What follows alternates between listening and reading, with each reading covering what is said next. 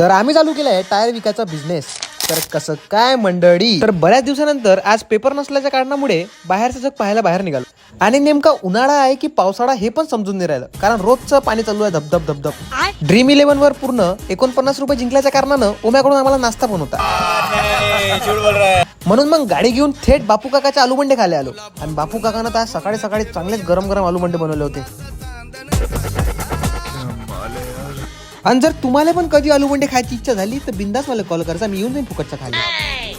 आणि इकडे बघा, एका प्लेटीच्या नावावर 2 प्लेट दाबताना चोर सापडला.